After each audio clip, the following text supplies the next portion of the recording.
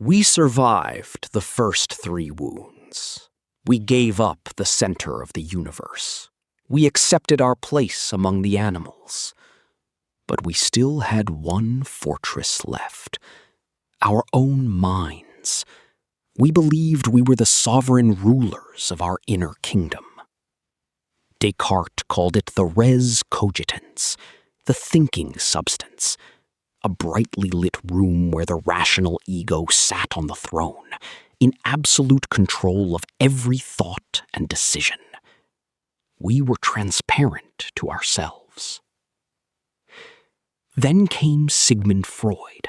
He showed us that the throne room is just a tiny antechamber.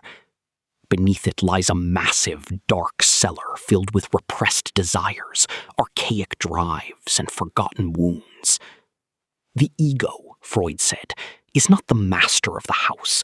It is a rider on a wild horse, pretending to steer while being carried by forces it cannot control.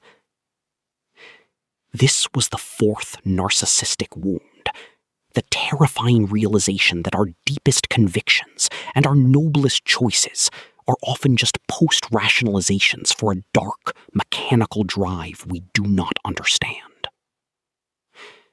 In 1816, E.T.A. Hoffmann wrote The Sandman. A student falls madly in love with Olimpia, a woman who listens perfectly, never judges, and reflects his every emotion.